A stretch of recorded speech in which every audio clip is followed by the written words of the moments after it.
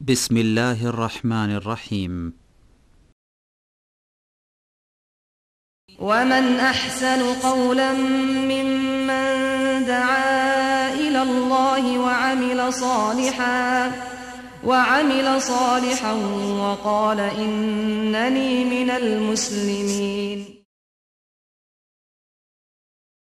إن المسلمين والمسلمات والمؤمنين والمؤمنات والقانتين والقانتات والصادقين والصادقات والصابرين والصابرات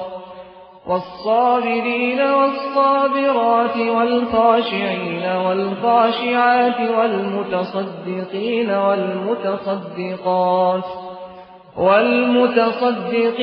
والمتصدقات والصائمين والصائمات والحافظين فروجهم والحافظات والذاكرين الله كثيرا والذاكرات أعد الله لهم مغفرة وأجرا عظيما. الحمد لله نحمده ونستعينه ونستغفره ونعوذ بالله من شرور أنفسنا ومن سيئات أعمالنا من يهده الله فلا مضل له ومن يضلله فلا هادي له وأشهد أن لا إله إلا الله وحده لا شريك له وأشهد أن محمدا عبده ورسوله يا أيها الذين آمنوا اتقوا الله حق تقاته ولا تموتن إلا وأنتم مسلمون يا أيها الناس اتقوا ربكم الذي خلقكم من نفس واحدة وخلق منها زوجها وبث منهما رجالا كثيرا ونساء واتقوا الله الذي تساءلون به والأرحام إن الله كان عليكم رقيبا يا أيها الذين آمنوا اتقوا الله وقولوا قولا سديدا يصلح لكم أعمالكم ويغفر لكم ذنوبكم ومن يطع الله ورسوله فقد فاز فوزا عظيما أما بعد فإن خير الحديث كتاب الله وخير الهدي هدي محمد صلى الله عليه وسلم وشر الأمور محدثاتها وكل محدثة بدعة وكل بدعة ضلالة وكل ضلالة في النار. أعوذ بالله من الشيطان الرجيم. بسم الله الرحمن الرحيم. وعاشروهن بالمعروف فإن كرهتموهن شيئا فعسى أن تكرهوا شيئا ويجعل الله فيه خيرا كثيرا. মহান আল্লাহর সমস্ত প্রশংসা যে আল্লাহ পাক রব্বুল আলামিন মানুষকে সৃষ্টি করেছেন এবং তাদেরকে নারী পুরুষে ভাগ করেছেন। সে আল্লাহরই সমস্ত প্রশংসা যিনি তাদের এক শ্রেণীকে আর এক শ্রেণীর ওপর প্রাধান্য দিয়েছেন, নেতৃত্ব দিয়েছেন এবং একের হক অন্যের ওপর প্রতিষ্ঠিত করেছেন। দরুদ সালাম নাজিল হোক নবী মুহাম্মদ রাসূলুল্লাহ সাল্লাল্লাহু আলাইহি সাল্লামের প্রতি, যিনি আমাদের জীবনের প্রতিটি ক্ষেত্রে আদর্শ। তাকে অনুকরণ করা, তার অনুসরণ করা প্রত্যেক মানুষের উপর আল্লাহ পাক ফরজ করেছেন। গত 2 সপ্তাহ আগে আলোচনা হয়েছিল আদর্শ নারী সম্পর্কে, যাতে অনেক মা বোনেরা ভাববেন যে হয়তো শুধু আমাদের বিষয়ে আলোচনা হলো, আমাদের করণীয় আলোচনা হলো বা আমাদের বৈশিষ্ট্য আলোচনা হলো, কিন্তু স্বামীদের, পুরুষদের বৈশিষ্ট্য আলোচনা হলো না। আবার অনেক ভাইরা রয়েছেন যারা ভাববেন যে হয়তো শুধু স্ত্রীদেরই ওপর আমাদের অধিকার আছে, যদিও অধিকার নিয়ে এ বিষয়ে আজকে আলোচনা নয়, বা স্ত্রীদের বৈশিষ্ট্য দেখতে হবে, কিন্তু আমাদের কিছু বৈশিষ্ট্য যে হওয়া উচিত একজন আদর্শ পুরুষ হওয়ার জন্য, আদর্শ স্বামী হওয়ার জন্য, সে সম্পর্কে হয়তো অনেকের গাফিলতি থাকতে পারে বা বেখেয়ালও হতে পারেন অনেকে। সেই জন্য আজকে সেই দিকটি পুরা করার উদ্দেশ্যে আলোচনা করব আদর্শ স্বামী সম্পর্কে। আদর্শ স্বামী একজন কেমন করে আপনি হতে পারবেন। আল্লাহ পাক রব্বুল আলামিন কোরআনে কারীমের সূরা নিসার আয়াত নম্বর 19 ইরশাদ করেছেন। আয়াতের একটি অংশ আল্লাহ পাক ইরশাদ করেছেন, ওয়া আশিরুহুন্না বিল মারুফ, তোমরা স্ত্রীদের সাথে সৎভাবে জীবনযাপন করো বা সদাচরণ করো। ওয়া আশিরুহুন্না, তাদের সাথে জীবনযাপন করো, বিল মারুফ, সৎভাবে। যেমন সদাচরণ হওয়া উচিত। আল্লাহ পাক বিল মারুফ বলেছেন। এ মারুফের ব্যাখ্যা হবে আজকে, যে কেমন আচরণ করলে আপনি তার সাথে মারুফ সৎ ব্যবহার করতে পারবেন, সদ আচরণ করতে পারবেন, এবং আপনিও শান্তিতে জীবন যাপন করবেন, এবং আপনার যে জীবনের সাথী তিনিও শান্তিতে জীবন যাপন করবেন। কারণ এতে উভয়ের শান্তি রয়েছে।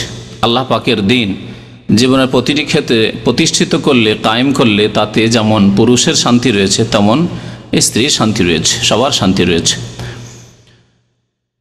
ফাইন কারিহতুমুহুন, তারপর আল্লাহ বলছেন যদি তাদের কোনো কিছু খারাপ লাগে বা তাদের কাউকে তোমাদের খারাপ লাগে, ফাইন কারিহতুমুহুন্না শাইআ, স্ত্রীদের যদি আচার আচরণ খারাপ লাগে, কথাবার্তা খারাপ লাগে, কোনো দিক ঘৃণা করো, পছন্দ হয় না। আছে বহু স্ত্রী আছে হয়তো বেশ কিছু দিক ভালো, কিন্তু কিছু দিকে ঘাটতি রয়েছে, ত্রুটি রয়েছে, হয়তো ভাষা খারাপ বা উগ্র মেজাজ বা দিনদারিতে ত্রুটি আছে কিছু, তবে এমন ত্রুটি নয় যেটি ইসলাম কুফরির ব্যাপার স্যাপার, শিরক কুফরি, নামাজ ত্যাগ এরকম নয়, বা একেবারে চরিত্রহীনতা এরকম নয়। কিছু ত্রুটি আছে ইবাদত বন্দেগীর ক্ষেত্রে, কিন্তু আখলাক চরিত্র ভালো। ইবাদত বন্দেগী খুব সুন্দর, কিন্তু চরিত্রের ক্ষেত্রে কিছু দিকে ত্রুটি রয়েছে, কথাবার্তায় বা খেদমতে, সেবায়, ছেলে মেয়েদের লালন পালনে, বিভিন্ন ক্ষেত্রে কারো কোনো ক্ষেত্রে ত্রুটি রয়েছে, কারো কোনো ক্ষেত্রে ত্রুটি রয়েছে, কারো কোনো ক্ষেত্রে ত্রুটি রয়েছে। আল্লাহ পাক রব্বুল আলামিন কোনো ব্যক্তিকে পৃথিবীতে পূর্ণরূপে সমস্ত বৈশিষ্ট্য ভালো দিয়ে সৃষ্টি করেননি। প্রত্যেক মানুষের মধ্যে ঘাটতি রয়েছে, ত্রুটি রয়েছে, অভাব রয়েছে। একমাত্র পূর্ণতার অধিকারী আল্লাহ পাক রব্বুল আলামিন, আল কামাল লিল্লাহি সুবহানাহু ওয়া তাআলা। সমস্ত উত্তম গুণ, ভালো গুণ, পূর্ণ মাত্রায় একমাত্র আল্লাহ পাকের মধ্যে রয়েছে। তবে আল্লাহ পাক রাসূলুল্লাহ সাল্লাল্লাহু আলাইহি সাল্লামকে আমাদের আদর্শ স্বরূপ যেহেতু প্রেরণ করেছেন শেষ রাসূল করে, সুতরাং তিনি আমাদের জন্য উসওয়াতুন হাসানা, আল্লাহ কোরআনে ইরশাদ করেছেন লাকাদ কানা লাকুম ফি রাসূলিল্লাহি উসওয়াতুন হাসানা। তাকে আল্লাহ পাক রব্বুল আলামিন পৃথিবীর যতগুলি ভালো গুণ প্রয়োজন মানুষের জন্য উত্তম আদর্শ হওয়ার জন্য তা আল্লাহ পাক পূর্ণ মাত্রায় দিয়েছেন, তা আল্লাহর দান। এজন্য আমাদেরকে নবী করিম সাল্লাল্লাহু আলাইহি সাল্লামকে জীবনের প্রতিটি ক্ষেত্রে অনুসরণ করতে হবে, তার জীবন আদর্শ চর্চা করতে হবে। নামাজের ক্ষেত্রে আমরা অনেকেই নামাজ পড়ি, আবার অনেকে পড়ি না। যারা নামাজ পড়ি তারাও কি প্রতিটি ক্ষেত্রে আমরা এই খেয়াল করি যে রাসূলুল্লাহ সাল্লাল্লাহু আলাইহি সাল্লাম এইভাবে নামাজ পড়েছেন কি? আপনি নিজেকে প্রশ্ন করুন, আপনি নিজেকে প্রশ্ন করুন রাসূলুল্লাহ সাল্লাল্লাহু আলাইহি সাল্লাম এই আচরণ করেছেন কি যে আচরণ আমি আমার স্ত্রীর সাথে করছি? আপনি একজন মহিলা হিসাবে চিন্তা করুন যে রাসূলুল্লাহ সাল্লাল্লাহু আলাইহি সাল্লাম যে আদর্শ স্বামী ছিলেন, তার সাথে খাদিজা রাদিয়াল্লাহু তাআলা, আয়েশা রাদিয়াল্লাহু তাআলা আনহা, উম্মাহাতুল মুমিনিন অন্যান্য, তারা কি আচরণ করেছেন যে আচরণ আমি আমার স্বামীর সাথে করছি?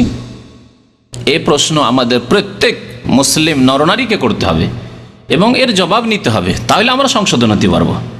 আর যদি খেয়াল খুশি চলতে থাকি, না আমি অনেক মহিলার চাইতে ভালো, আমি অনেক পুরুষের চাইতে ভালো, আমি অনেক স্বামীর চাইতে ভালো, তাহলে কখনো ভালো হওয়া যাবে না। আমাদের প্রতিটি ক্ষেত্রে রাসূলুল্লাহ সাল্লাল্লাহু আলাইহি সাল্লামের আদর্শকে চর্চা করতে হবে, জানতে হবে, আদর্শ সম্পর্কে ইলম হাসিল করতে হবে এবং তার বাস্তবায়ন করতে হবে।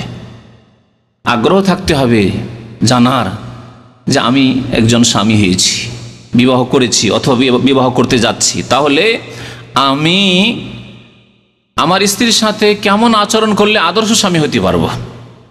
ওই রকম স্বামী যদি হইতে পারি যেমন ছিলেন রাসূলুল্লাহ সাল্লাল্লাহু আলাইহি সাল্লাম, এক কথায় উত্তর। কিন্তু কেমন ছিলেন রাসূলুল্লাহ সাল্লাল্লাহু আলাইহি সাল্লাম, কেমন হতে বলেছেন আদর্শ স্বামীকে রাসূলুল্লাহ সাল্লাল্লাহু আলাইহি সাল্লাম, এটা জানতে হবে। এই ক্ষেত্রে পড়াশোনা করতে হবে, এই ক্ষেত্রে শুনতে হবে, পড়তে হবে, জানতে হবে এবং তার প্রতি আমল করতে হবে। ফাআসা আন তাকরাহু শাইআন, হতে পারে স্ত্রীর কোনো আচরণ খারাপ লাগতে পারে, অপছন্দ হতে পারে, ওয়ায়াজআল আল্লাহু ফীহি খায়রান কাসীরা, তবে আল্লাহ পাক হতে পারে তাতে তোমার জন্য অফুরন্ত কল্যাণ রেখেছেন।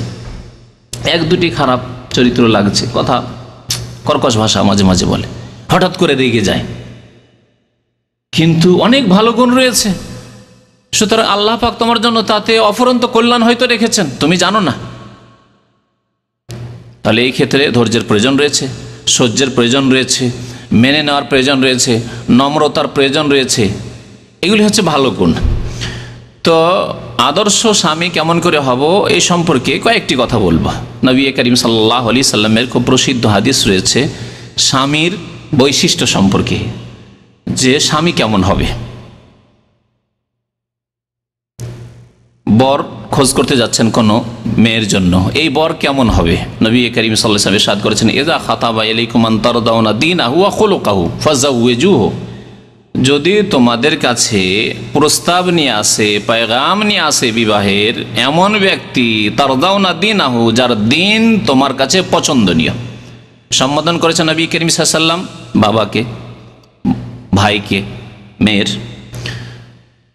অভিভাবক, মেয়ের অভিভাবককে, যে তোমাদের কাছে যদি প্রস্তাব নিয়ে আসে, প্রস্তাব সরাসরি মেয়ের কাছে নিয়ে যাওয়া যায় না, এটা ইসলাম নয়। প্রস্তাব, মেয়ের বাবা অলি রয়েছে, অলি ছাড়া, অভিভাবক ছাড়া বিয়ে হয় না যেহেতু শরীয়তে, সুতরাং অভিভাবকের কাছে, বাবা থাকলে বাবা, না হলে দাদা, না হলে চাচা, বড় ভাই, তাদের কাছে। ইযা খাতাবা ইলাইকুম মান তারদাউনা দীনাহু ওয়া খুলুকাহু, তোমাদের কাছে যদি প্রস্তাব নিয়ে আসে এমন ব্যক্তি যার দিন তোমাদের কাছে পছন্দনীয়, ওয়া খুলুকাহু, এবং তার চরিত্র পছন্দনীয়। দিন এবং চরিত্র যখন নবী করিম সাল্লাল্লাহু আলাইহি ওয়াসাল্লাম বলেছেন, তাহলে বোঝা যাচ্ছে দিন আর চরিত্র আলাদা, পৃথক। চরিত্র, ভালো চরিত্র দিনের অন্তর্ভুক্ত, কিন্তু দিনের পরে, ইসলামের পরে, ধর্মের পরে যখন চরিত্রের কথা উল্লেখ করা হয়েছে, তাহলে এখানে দিনের ব্যাখ্যা একটু সংক্ষেপ করতে হবে আরো, মানে ব্যাপক নয়। দিন মানে ইবাদত বন্দেগী, দিনকে যখন ইবাদত বন্দেগী দিয়ে ব্যাখ্যা করবেন, তাহলে বাকি থাকে আরেকটা দিক, সেটা হচ্ছে চরিত্রের দিক। তাহলে হাদিসের অর্থ এই হবে যে এমন ব্যক্তি যদি প্রস্তাব নিয়ে আসে যার ইবাদত বন্দেগী ভালো, যার আকীদা ভালো, তৌহিদ ভালো, যার আকীদায়, বিশ্বাসে শিরক নেই, কবর মাজার পূজা নেই, পীর পূজা নেই, মাজারে গেলে রোগ ভালো হয় এসব শিরকি কুফরি আকীদা নেই, সেখানে সন্তান পাওয়া যায় এসব শিরকি আকীদা নেই। দিন, এটা হচ্ছে দিন। বরং দিনের আসল মূল হচ্ছে আর একত্ব, তাওহীদ। আল্লাহ পাক সবকিছুর মালিক, দাতা আল্লাহ, সুতরাং সমস্ত ইবাদত বন্দেগী আল্লাহর, সেজদা আল্লাহর জন্য, দোয়া আল্লাহর জন্য। বালা মুসিবত, বিপদ আপদ, সুখে দুঃখে উদ্ধারকারী একমাত্র আল্লাহ পাক রব্বুল আলামিন। এটি হচ্ছে প্রথম বিষয়। তারপরে নামাজ, ইবাদতের, ইসলামের দ্বিতীয় স্তম্ভ হচ্ছে নামাজ। নামাজ ঠিক আছে, যুবক প্রস্তাব নিয়ে আসছে, নামাজ 5 ওয়াক্ত ঠিক আছে, সুন্দর। রমজানের রোজা ঠিক আছে, পয়সা হলে জাকাত, হ্যাঁ এরকম ইমান তার আছে, জাকাত দেবে পয়সা হলে, পয়সা নেই হয়তো, বা পয়সা আছে জাকাত দেই। এইভাবে যেই বাড়িতে আপনি মেয়েকে তুলে দিতে যাচ্ছেন, সেই বাড়িতে পর্দা আছে, হেজাব, পর্দা ফরজ, পর্দা আছে বাড়িতে। মা বাবা নামাজি, ধার্মিক, দিনকে ভালোবাসে, তাহলে ছেলে দিনকে ঘৃণা করতে পারে না, তারও খোঁজ রাখতে হবে। সাবালক যখন হয়েছে ছেলের খোঁজ রাখতে হবে, কিন্তু সাধারণত মা বাবা যদি সত্যিকার অর্থে দিনদার হয়, ইবাদত বন্দেগী সুন্দর হয়, তাহলে ছেলেরও ইবাদত বন্দেগী সুন্দর হবে। তো ইবাদত বন্দেগী, দিন মানে ইবাদত বন্দেগী তার ভালো, ও খুলুকাহু, এবং তার চরিত্র ভালো, কারো সাথে তার বিবাদ নেই, মারামারি নেই, ঝগড়া নেই, ফাসাদ নেই, কোনোদিন তার চরিত্র নষ্ট করেনি, জিনা ব্যভিচার করে, মদ পান করে ইত্যাদি, জুয়া খেলে, যার অনেকগুলি আমাদের সমাজে এখনো দেখি, চরিত্রের কিছু দিক দেখি, কিন্তু নামাজের খোঁজ খবর রাখি না, খোঁজিনি না আমরা।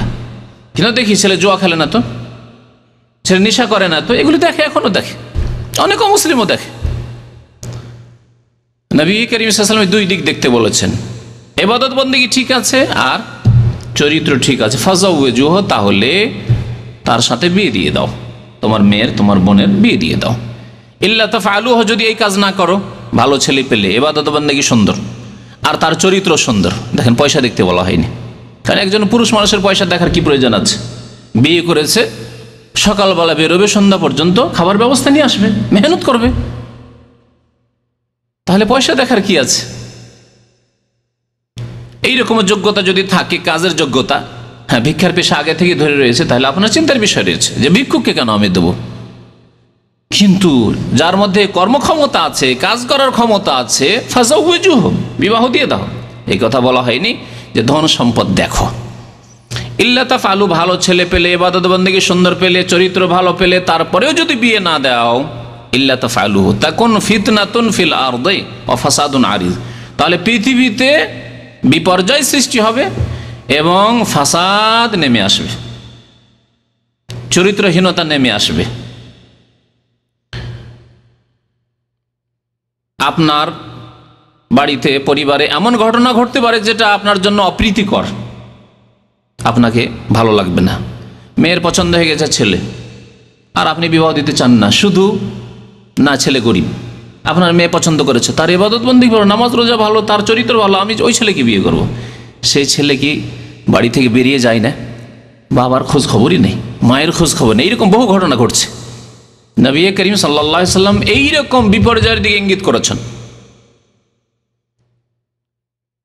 বিপর্যয়ের আরো বেশ কিছু দিক রয়েছে। বিবাহ দিচ্ছেন না, এই ভালো ছেলে পাবো, আরো পয়সাওয়ালা ছেলে পাবো, আরো পয়সাওয়ালা ঘরে বিয়ে দেবো, এই করতে করতে মেয়ের বয়স যখন 22, 24, 25 হয়ে গেল, তখন 22-25 হলে আমাদের সমাজের মেয়েদেরকে বলে 35, 10 বছর বেশি করে এমনি বলে।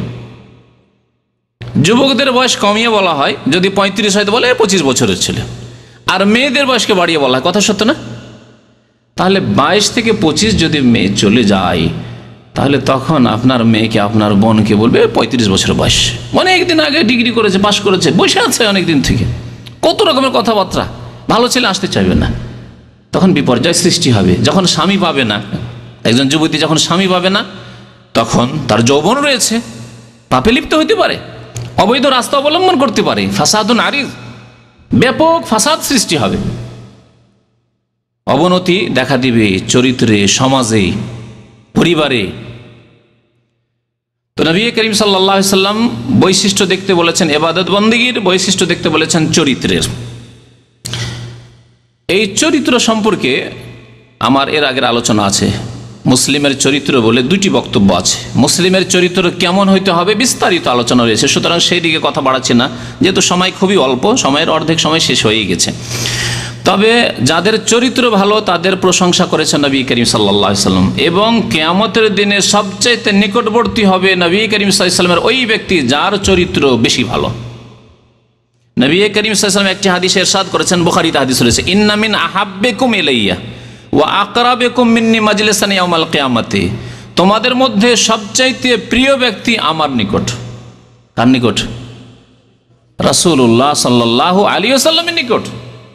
প্রিয় ব্যক্তি তোমাদের মধ্যে সবচাইতে বেশি আমার নিকট। ওয়া আকরাবুকুম মিন্নি মাজলিসান, এবং আমার মজলিসের নিকটবর্তী সে বসতে পাবে, অবস্থান করতে পাবে। কখন? ইয়াউমাল কিয়ামা, কিয়ামতের দিনে, জান্নাতে। কে সেই ব্যক্তি? আহাসিনুকুম আখলাকান, যার চরিত্র সবচাইতে বেশি সুন্দর, যার চরিত্র যত সুন্দর। তাহলে ভালো চরিত্রের মানুষ নবী করিম সাল্লাল্লাহু আলাইহি সাল্লামের অত্যন্ত নিকটবর্তী হবেন কাল কিয়ামতে, জান্নাতে। আর নবী করিম সাল্লাল্লাহু আলাইহি সাল্লামের প্রিয় পাত্র নবী করিম সাল্লাল্লাহু আলাইহি সাল্লাম থেকে আবু উমামা রাদিয়াল্লাহু তাআলা একটি হাদিস বর্ণনা করেছেন, যাতে 3 শ্রেণীর মানুষের প্রশংসা করা হয়েছে এবং তাদেরকে জান্নাতের সুসংবাদ দেওয়া হয়েছে। 3 শ্রেণীর মানুষ, এবং এই 3টি যে গুণ রয়েছে বা 3টি কথা রয়েছে, সবগুলির সম্পর্ক চরিত্রের সাথে। তাহলে এমন স্বামী যদি হয়, তাহলে এইরকম স্বামীকে, এইরকম নারীকে নবী করিম সাল্লাল্লাহু আলাইহি ওয়াসাল্লাম জান্নাতের সুসংবাদ দিয়েছেন। বলছেন, আনা জাইমুন বিবাইতিন ফি রাবাদিল জান্নাহ, আমি জান্নাতের প্রথম তলায়, রাবাদিল জান্নাহ মানে ফ্লোরে, প্রথম তলায় জান্নাতে একটি ঘরের জামিন হয়ে যাচ্ছি, দায়িত্ব নিচ্ছি। রাসূলুল্লাহ সাল্লাল্লাহু আলাইহি ওয়াসাল্লাম ইরশাদ করছেন, কার জন্য? লেমান তারাকাল মেরা ওয়াইন কানা মুহিক্কান, যদি সেই ব্যক্তি হকপন্থী হওয়া সত্ত্বেও, ন্যায্য অধিকার রাখা সত্ত্বেও ঝগড়া বিবাদকে পরিত্যাগ করে, ঝামেলা চাই না আমি, হক তার, জমি তার, বাড়ি তার, ন্যায্য অধিকার তার, কিন্তু দেখছে যে এই ন্যায্য অধিকার যদি দাবি করতে যায়, এই নিয়ে যদি কথা বাড়াতে যায়, তাহলে কি হবে? ঝগড়া বিবাদ হবে, সেই ব্যক্তি ঝগড়া করা ছেড়ে দিল, তর্ক করা ছেড়ে দিল। তাহলে এই কথাটিকে স্বামী স্ত্রী জীবনে লাগান। কারণ বিষয়বস্তু হচ্ছে আজকে আদর্শ স্বামীর। আপনি স্বামী হিসাবে দেখছেন আমি ন্যায্য কথা বলেছি, আমি ন্যায্য কথায় আছি, আমি ঠিক পয়েন্টে আছি, আমার স্ত্রী ভুল কথা বলছে, ভুল যুক্তি পেশ করছে। আপনি বলছেন আমার ছেলেকে আমি ইসলামিক প্রতিষ্ঠান দেব, আলেম তৈরি করব, হাফেজ আলেম তৈরি করব। তারপরে নেতৃত্ব আপনার। আল্লাহ বলছেন কাওয়ামুন আলান নিসা, কে? আর রিজালু কাওয়ামুন আলান নিসা, পুরুষ হচ্ছে মহিলাদের ওপর নেতা। সুতরাং নেতৃত্ব আপনার, ন্যায্য পথে আপনি আছেন, কিন্তু আপনার স্ত্রী ঝামেলা করছে যে কোনো ব্যাপার নিয়ে। এই ব্যাপার হোক, আপনার বাবা মায়ের ব্যাপার স্যাপার নিয়ে হোক, হক আপনার সাথে, সত্য আপনার সাথে, কিন্তু তারপরেও আপনি স্ত্রীর সাথে তর্কে জড়িত হতে গেলেন না, বেশি কথা বলতে গেলেন না, ছেড়ে দিলেন, আপনার ন্যায্য অধিকার ছেড়ে দিলেন। তবে শর্ত হচ্ছে নাজায়েজ কাজ করতে হবে না, হারাম কাজ করে নয়। কিন্তু এই ক্ষেত্রে আপনার ন্যায্য অধিকার ছিল, সেই ক্ষেত্রে আপনার অধিকার আপনি নিজেই, ঠিক আছে তোমার কি মত শুনি, তোমারটাই নিলাম। এইভাবে যদি কেউ ঝগড়া করা ত্যাগ করে, বিবাদ করা ত্যাগ করে, যদিও সে হকপন্থী ন্যায্যপন্থী, তাহলে তার জন্য নবী করিম সাল্লাল্লাহু আলাইহি সাল্লাম একটি স্পেশাল ঘরের, জান্নাত তো পাবেই সে, কিন্তু স্পেশাল ঘরের জামানত দিয়েছেন, দায়িত্ব নিয়েছেন জান্নাতের নিচের তলায়, প্রথম তলায়। ওয়াবি বাইতিন ফি ওয়াসাতিল জান্নাহ, আর জান্নাতের মধ্যখানে। প্রথমটিতে যেমন প্রথম তলায়, তেমন এক কিনারা তো হয় একদিকে, কিন্তু এটি হচ্ছে জান্নাতের মধ্যখানে, মিডিলে। জান্নাতের মধ্যখানে একটি স্পেশাল ঘরের আমি জামানত দিচ্ছি। নবী করিম সাল্লাল্লাহু আলাইহি ওয়াসাল্লাম বলছেন, আমি জামিন হচ্ছি, দায়িত্বশীল হচ্ছি, লেমান তারাকাল কাযিবা ওয়াইন কানা মাযিহান, যেই ব্যক্তি মিথ্যা কথা বলে না, যদিও ঠাট্টা রহস্য করে হোক, রহস্যর ছলেও মিথ্যা কথা বলে না, সেই ব্যক্তির জন্য স্পেশাল জান্নাতে একটি ঘরের আমি দায়িত্ব নিচ্ছি। রাসূলুল্লাহ সাল্লাল্লাহু আলাইহি সাল্লাম বলছেন। আজকে অনেকেই ঠাট্টা রহস্য করে কি করে, মিথ্যা কথা বলে। মিথ্যা কথা বললো 5 মিনিট, 10 মিনিট, আধা ঘন্টা, 1 ঘন্টা, একদিন মিথ্যা কথা বলে থাকলো, পরের দিন বলছে, 1 ঘন্টা পরে বলছে না না না আপনার সাথে রহস্য করছিলাম, আসলে কিছুই না, মিথ্যা। স্বামী স্ত্রীর জীবনে যদি এইরকম হয়, রহস্যর ছলেও যদি মিথ্যা কথা বলা আপত্তিকর হয়, তাহলে রহস্যের ছলে না, যদি আপনি অন্য কোনো ক্ষেত্রে মিথ্যা কথা বলেন, আপনার স্ত্রীকে মিথ্যা কথা বলছেন, আপনি মিশামিশি ওয়াদা করছেন আর ওয়াদা পুরা করছেন না, তাহলে কি হবে? জান্নাতের ঘর থেকে মাহরুম হবেন না, বঞ্চিত হবেন না? তাহলে ঠাট্টা রহস্য করে হলেও মিথ্যা কথা বলতে হবে না, তাহলে জান্নাতে স্পেশাল ঘর পাওয়া যায়। অবিবাহিতিন ফি আলাল জান্নাতে লিমান হাসানা খুলুকাহু, আর জান্নাতের উচ্চ স্তরে, জান্নাতের ওপর ভাগে একটি স্পেশাল ঘরের আমি দায়িত্ব নিচ্ছি ওই ব্যক্তির জন্য যেই ব্যক্তি উত্তম চরিত্রের অধিকারী। তাহলে আপনি যদি একজন স্বামী হিসাবে আদর্শ স্বামী হন, স্ত্রীর সাথে ভালো আচার আচরণ করেন, যদি সৎ ব্যবহার করেন, তাহলে আল্লাহ পাক আপনার জন্য জান্নাতের উচ্চ স্তরে স্পেশাল ঘর রেখেছেন, যার জামানত দিয়েছেন নবী করিম সাল্লাল্লাহু আলাইহি সাল্লাম। জান্নাতের সর্বোচ্চ স্তর হচ্ছে ফিরদৌস। এই জন্য নবী করিম সাল্লাল্লাহু আলাইহি সাল্লাম জান্নাতুল ফিরদৌস চাইতেন, এবং সাহাবায়ে কেরামকে আমাদেরকে বলেছেন, তোমরা যখন আল্লাহর কাছে জান্নাত চাইবে তখন বলে আল্লাহুম্মা ইন্নী আসআলুকাল জান্নাতাল ফিরদৌস ফাইন্নাহু আওসাতুল জান্নাতি ওয়া আ'লাহা, এই জান্নাতের মধ্যস্থান এবং উচ্চ স্থান, তোমরা জান্নাতুল ফিরদৌস চাইবে।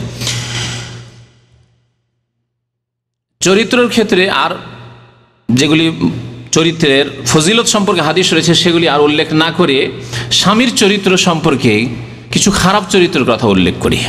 খারাপ চরিত্রের একটি চরিত্র হচ্ছে স্ত্রীকে মারধর করা, খারাপ চরিত্র, নোংরা চরিত্র। এটি আল্লাহ পাক কোরআনে অনুমতি দিয়েছেন, আদেশ দেননি। অনুমতি আর আদেশে পার্থক্য আছে। অনুমতি মানে যদি অগতি হয় কখনো, তাহলে প্রয়োজনের তাগিদে। দেখছেন যে এমন স্ত্রী, এর স্বভাব এমন যে কথাতেও ভালো হবে না, প্রলোভন দিয়েও হবে না, ভীতি প্রদর্শন করেও হবে না, তো একটু মার দিলে মারকে ভয় করে, এরকম হইতে পারে। এক এক রোগের এক এক রকম চিকিৎসা রয়েছে, ওষুধ রয়েছে। তো এমনও কোনো মহিলার হতে পারে যে এর ওষুধে লাঠিকে ভয় করে, বাকি আর কিছু ভয় করে না। তোমার খরচ দেবো না, ভয় করে না। টেলিফোন করবো না, ভয় করে না। শুইব না, তোমার ঘরে যাবো না, ভয় করে না। ও মাসকে মাস একাই থাকতে পারে, এমন চরিত্রের মহিলা আছে।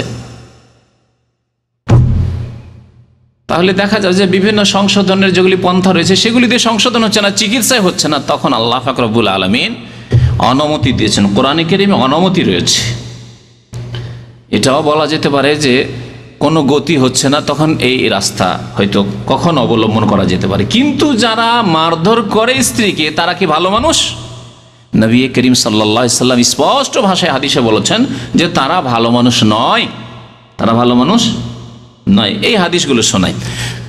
আগেই বলেছি যে আপনি একজন স্বামী হিসাবে আপনাকে দেখতে হবে যে আমি আদর্শ স্বামী হব কেমন করি, রাসূলুল্লাহ সাল্লাল্লাহু আলাইহি ওয়াসাল্লামের মতো স্বামী হইলে।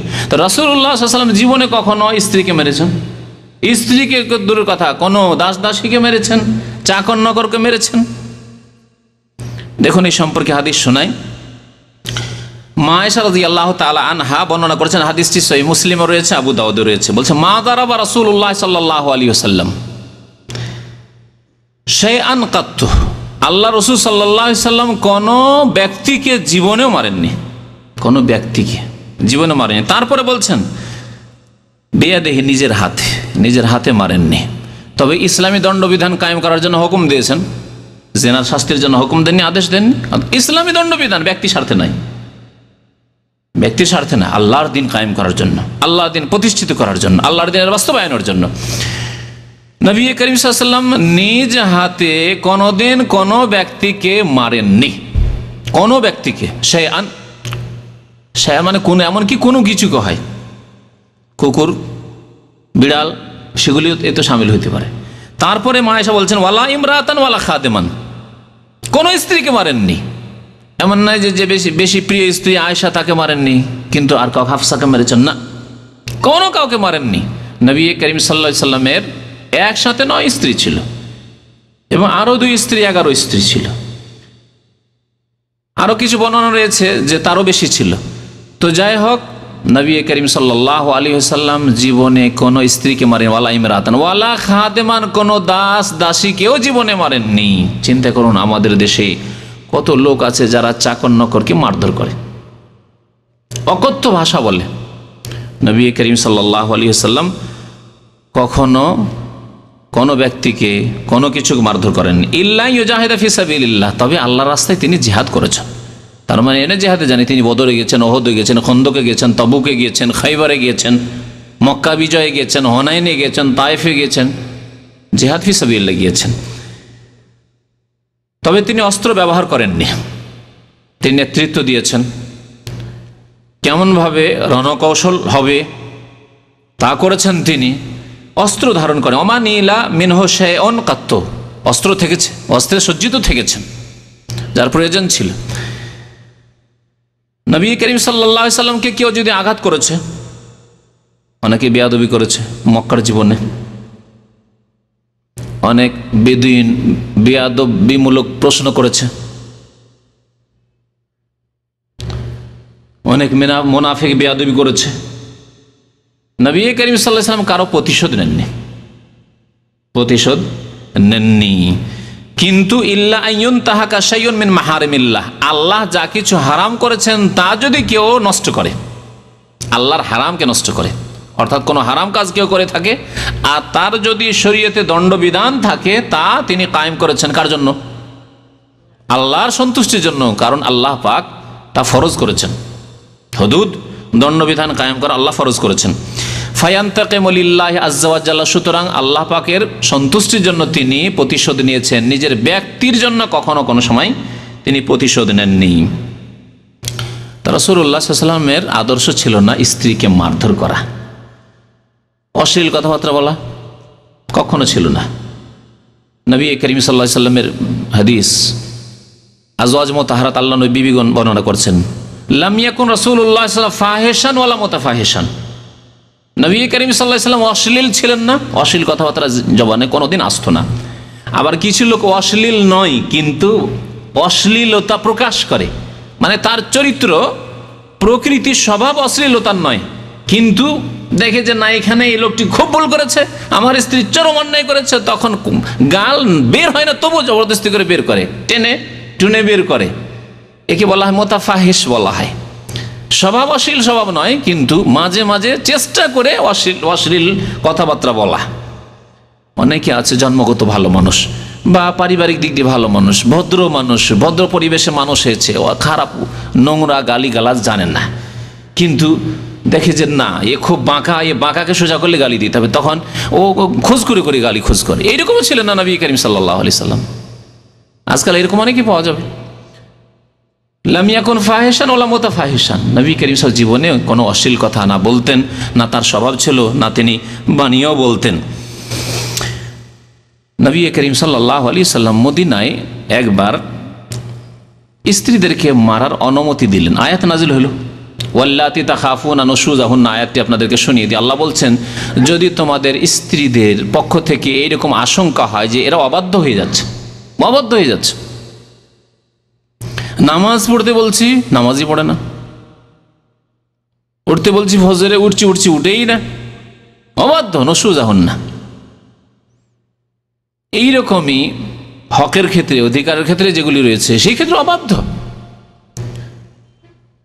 আল্লাহ বলছেন যদি অবাধ্য হয়ে যায় কোন স্ত্রী, ফায়েজ হন না, প্রথম পদক্ষেপ আল্লাহ কি বলছেন, উপদেশ দাও, বোঝাও তাকে, উপদেশ দাও। বাড়িতে অবস্থান করতে বলছেন, বোরকা পরে বেরোতে বলছেন, ও শাড়ি পরে বেরিয়ে যাচ্ছে। তুমি হাট বাজারে যাবে না, তোমার ভাই আছে যথেষ্ট।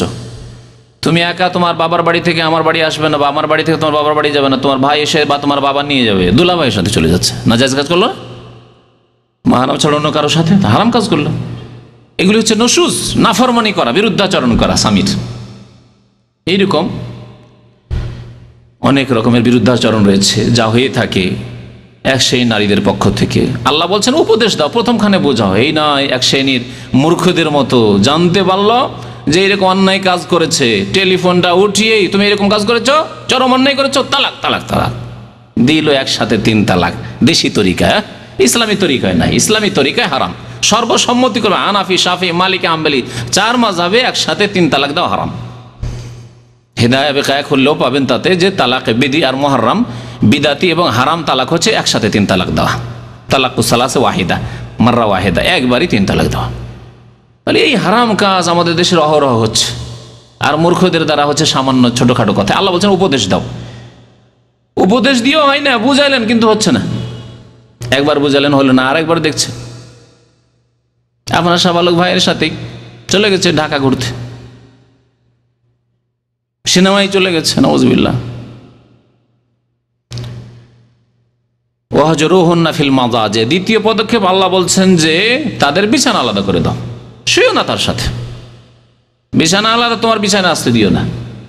কাছে থাকলে, দূরে থাকলে কি করবেন? দূরে থাকলে ঠিক আছে, টেলিফোন বন্ধ করে দেন, খরচ পাঠানো বন্ধ করে দেন। যে তুমি অবাধ্য, তখন তোমার জন্য খরচ নেই আমার পক্ষ থেকে, আমার টেলিফোনের পয়সা নেই তোমার জন্য, ব্যাস।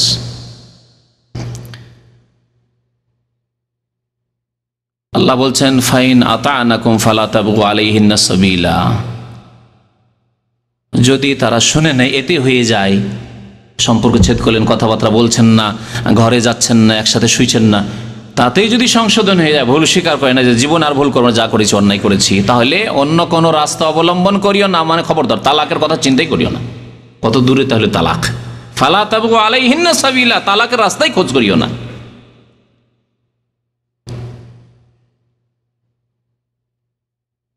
আল্লাহ পাক রব্বুল আলামিন তৃতীয় পদক্ষেপ বলছেন যে মারো, মার দাও।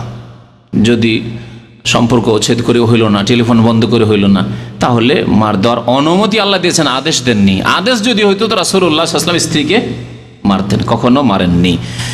তো নবী করিম সাল্লাল্লাহু আলাইহি ওয়াসাল্লাম যখন অনুমতি দিলেন, তখন বেশ কিছু সাহাবায়ে কেরাম, তাদের জামানায় স্ত্রী বাঁকা ছিল, অনেকের স্ত্রী বাঁকা ছিল, তো তারা মার দিলেন। যেহেতু আল্লাহ নবীর অনুমতি পেয়ে গেছি, মার দিলেন। নবী সাল্লাল্লাহু আলাইহি ওয়াসাল্লাম বললেন কালা রাসূলুল্লাহ তাযরিবু ইমা আল্লাহ, প্রথম বলেছিলেন খবরদার আল্লাহর দাসীদেরকে, আল্লাহর বান্দীদেরকে তোমরা মারধর করিও না। এটাই ছিল নবী সাল্লাল্লাহু আলাইহি ওয়াসাল্লাম আদেশ, মারিও না স্ত্রীদেরকে। এই খবর পেয়ে স্ত্রীরা বেড়ে গেল যে আল্লাহ নবীর হুকুম হয়েছে যে মার তো দেওয়া যাবে না, মার দিবে না, তখন স্ত্রী আর স্বামীকে এতরাজ করে, স্বামীর সাথে ঝগড়া করে, তর্ক করে, বাড়াবাড়ি করে। তখন ফাজা ওমর ইলা রাসূলিল্লাহ সাল্লাল্লাহু আলাইহি ওয়াসাল্লাম, ওমর রাদিয়াল্লাহু তাআলা আল্লাহ রাসূল সাল্লাল্লাহু আলাইহি ওয়াসাল্লামকে বললেন, রাগী মানুষ এবং হক্কানি মানুষ, হকের ওপর তিনি শক্ত খুব। ইয়া রাসূলুল্লাহ, আপনি কি করলেন? আপনি বলে দিলেন আমাদেরকে যে স্ত্রীদেরকে মারা যাবে না। স্ত্রীদেরকে মারি না, সব বাঁকা হয়ে গেছে, বাঁকা হয়ে গেছে সব।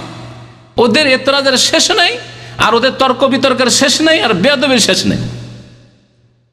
কি করতে হবে? বলছেন জায়রনান নিসা আলা আজওয়াজিহিন্না, স্বামীদের সামনে তাদের সাহস বেড়ে গেছে। নবী সাল্লাল্লাহু আলাইহি ওয়াসাল্লামের কথা শুনে তাদের সাহস বেড়ে গেছে যে মারতে তো পারছে না স্বামীরা, কারণ আল্লাহর নবী নিষেধ করেছেন সাল্লাল্লাহু আলাইহি ওয়াসাল্লাম, রাহমাতুল আলামিন, বিশ্বজাহানের রহমত, নিষেধ করেছেন। ফারাখাসা ফি দারবিহিন্না, তখন নবী সাল্লাল্লাহু আলাইহি ওয়াসাল্লাম অনুমতি দিলেন, ছাড় দিলেন, মারতে পারো। যখন এইরকমই হচ্ছে, বেড়ে গেছে, তারা তো মার দিতে পারো। এ মার দেওয়ার হুকুম হয়েছে। আর স্বামীও তো আর একরকম না, যেমন মহিলারাও একরকম না, তো স্বামীও একরকম না। এই যেই স্বামীরা রাগী স্বামী ছিল, আর যাদের স্ত্রী দেখছে একটু বেশি বাক, মারতে শুরু করেছে, ভালোই মার দিয়েছে, অন্যায় করে ফেলেছেন অনেক সাহাবায়ে কেরাম রাদিয়াল্লাহু আনহুম। ফাতাফা বিআলি রাসূলিল্লাহ, সুবহানাল্লাহ, সন্ধ্যা হয়েছে, নবী সাল্লাল্লাহু আলাইহি ওয়াসাল্লামের বাড়ি সেই মহিলারা অভিযোগ নিয়ে চলে এসেছে। সন্ধ্যাবেলা ভিড় লেগে গেছে নবী করিম সাল্লাল্লাহু আলাইহি ওয়াসাল্লামের বাড়ি, মদিনার মহিলাদের। নিসাউন কাসীর, বহু মহিলা, একজন দুইজন না, অনেক মহিলাদের ভিড় ভাড় লেগে গেছে নবী সাল্লাল্লাহু আলাইহি ওয়াসাল্লামের বাড়িতে। ইয়াশকুনা আজওয়াজাহুন্না, স্বামীর বিরুদ্ধে অভিযোগ, কমপ্লেন নিয়ে, ইয়া রাসূলুল্লাহ, আমার স্বামী মেরেছে, আমার স্বামী এরকম অন্যায় করেছে, অন্যায় করেছে, অন্যায় করেছে। ফাকালা রাসূলুল্লাহ সাল্লাল্লাহু আলাইহি ওয়াসাল্লাম, নবী সাল্লাল্লাহু আলাইহি ওয়াসাল্লাম কি বললেন? খুতবা দিলেন, বক্তব্য করলেন। সাহাবায়ে কেরামরা জমা হয়েছে মসজিদে নববীতে, বললেন লাকাদ তাফা বিআলি মুহাম্মদ নিসাউন কাসীর, আজকে মুহাম্মদ সাল্লাল্লাহু আলাইহি ওয়াসাল্লামের পরিবারের কাছে, অর্থাৎ বাড়িতে অনেক মহিলারা এসেছিল মদিনার বিভিন্ন দিক থেকে, আর তারা এসে ইয়াশকুনা আজওয়াজাহুন্না, স্বামীর বিরুদ্ধে অভিযোগ এনেছে। শুনে রেখো, লাইসা উলাইকা বিখিয়ারিকুম, যারা স্ত্রীকে মারধর করেছে তারা তোমাদের মধ্যে ভালো মানুষ নয়। তাহলে সাহাবায়ে কেরামদেরকে যদি নবী সাল্লাল্লাহু আলাইহি ওয়াসাল্লাম কথা বলেন যে যেই সব সাহাবী স্ত্রীকে মেরেছে তারা ভালো মানুষ নয়, তো আজকের জামানায় সাধারণ মুসলমান যারা, তারা যদি স্ত্রীকে মারধর করে তাহলে তারা কি ভালো মানুষ? লাইসু বিখিয়ারিকুম, তারা ভালো মানুষ নয়। তাহলে যারা স্ত্রীকে মারে তারা ভালো মানুষ নয়। হাদিস আবু দাউদের, ইবনে মাজার হাদিস। এমনকি নবী করিম সাল্লাল্লাহু আলাইহি ওয়াসাল্লাম যাদের স্ত্রী মারার স্বভাব আছে তাদেরকে মেয়ে দিতে নিষেধ করেছেন। শুনবেন এই মাসলা? ফাতিমা বিনতে কায়েস রাদিয়াল্লাহু তাআলা আনহা, সাহাবী, মুসলিমের হাদিস, বলছেন যে তাকে তার আগের স্বামী আবু হাফস নামে এক স্বামী ছিল, তার তালাক দিয়েছিল, 3 তালাক হয়ে গেছিল। তারপরে এখন ইদ্যত পার হয়েছে। নবী সাল্লাল্লাহু আলাইহি ওয়াসাল্লামের জামানায় কোনো মহিলা তালাক প্রাপ্তায় হোক আর বিধবাই হোক, বিধবা হওয়ার পরে বা তালাক হয়ে যাওয়ার পরে বাড়িতে বসে থাকতেন না। এই হিন্দুদের প্রথা ছিল না, কুপ্রথা, যা আমাদের দেশে মুসলিম সমাজে রয়েছে, যে তালাক যদি একবার হয়ে যায় তো দোষ হয়ে গেল, আর বিবাহ হচ্ছে না জীবনে। হিন্দু সমাজ, যদি বিধবা হয়ে যায় কোনো মহিলা তো স্বামী আর ভাগ্যে জুটছে না, হিন্দু সমাজ।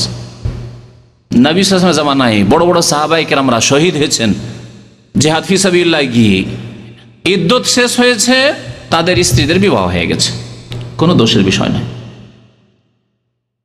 কোনো দোষের বিষয় নাই। এক শ্রেণীর লোকেরা দোষ মনে করে যে স্ত্রী বিবাহ করলে স্বামীর হক নষ্ট করলো, না, কিছুই নষ্ট না, আল্লাহ পাক তার জন্য জায়েজ করেছেন, বরং তাতেই সে গুনাহ থেকে হেফাজতে সেফ থাকবে। আর যদি বিবাহ না হয় তো হতে পারে যে তার দ্বারা গুনাহ হতে পারে, অথবা তার দ্বারা গুনাহ যদি নাও হয়, সে যদি বাঁচার চেষ্টা করে, অনেক দুষ্ট লম্পট আছে তারা অসৎ উদ্দেশ্য রাখতে পারে, যা অনেক সমাজে ঘটছে। সুতরাং বিবাহ হয়ে গেলে নিরাপদ হয়ে গেল অন্তত এই ফিতনা থেকে, পাপের। তো নবী করিম সাল্লাল্লাহু আলাইহি ওয়াসাল্লামের কাছে ওই মহিলা ফাতিমা বিনতে কায়েস রাদিয়াল্লাহু তাআলা আনহা ইদ্যত থেকে হালাল হয়ে অর্থাৎ ইদ্যত শেষ হওয়ার পরে এসে বললেন যাকারাতাল্লাহু আন্না মুআবিয়া বিন আবি সুফিয়ান ওয়া আবা জাহমিন খাতাবানি ইয়া রাসূলুল্লাহ, আল্লাহ রাসূল সাল্লাল্লাহু আলাইহি সাল্লাম, মুআবিয়া আবু সুফিয়ানের ছেলে মুআবিয়া, পরে যিনি খলিফাতুল মুসলিমিন হয়েছিলেন, এই মুআবিয়া আমাকে পয়গাম দিয়েছে। নবী সাল্লাল্লাহু আলাইহি সাল্লামের কে শালা হাফসা রাদিয়াল্লাহু তাআলা আনহার ভাই আবু সুফিয়ানের ছেলে রাদিয়াল্লাহু আনহু পয়গাম দিয়েছেন। আর আমাকে আরেক যুবক পয়গাম দিয়েছে আবু জাহাম ওর নাম। ফাকালা রাসূলুল্লাহ সাল্লাল্লাহু আলাইহি ওয়াসাল্লাম, আল্লাহ রাসূল সাল্লাল্লাহু বললেন আম্মা আবু জাহমিন, আবু জাহামের কথা শোনো, ফালা ইয়াদাউ আসাহু আন আতিকিহি, সেই ব্যক্তি নিজের কাঁধ থেকে নিচে জীবনেও লাঠি রাখে না। মানে কি, সব সময় তার হাতে লাঠি, লাঠি ছাড়া কথা না। আমাদের দেশের ভাষায়, আরবি ভাষায় বলে লা ইয়াদাউ আসাহু আন আতিকিহি, কাঁধ থেকে লাঠি রাখে না, এটা শাব্দিক অর্থ। আর আমাদের দেশে বলে লোকটির লাঠি ছাড়া কোনো কথা নেই, মানে মুখে বোঝানো নেই, উপদেশ দেওয়া নেই, আর কোনো যুক্তি নেই, লাঠি, সব কিছুতে লাঠি, সব কথাতে লাঠি, লাঠি ছাড়া আর কোনো কথা নেই। এ হচ্ছে আবু জাহাম। নবী করিম সাল্লাল্লাহু আলাইহি ওয়াসাল্লাম এটাকে দোষ তুলে ধরলেন, সুতরাং আবু জাহামকে বিয়ে করিও না।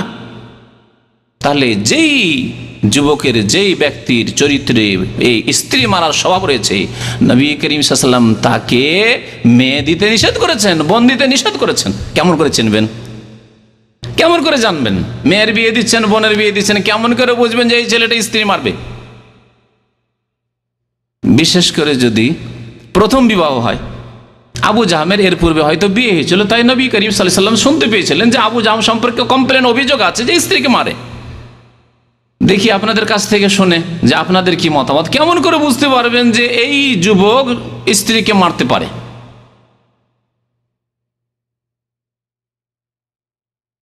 জবাব নাই কিছু আপনাদের কাছে? হ্যাঁ, বাবা শুধু আর মাকে দেখবে না, মাও যদি বেশি মেজাজি হয়।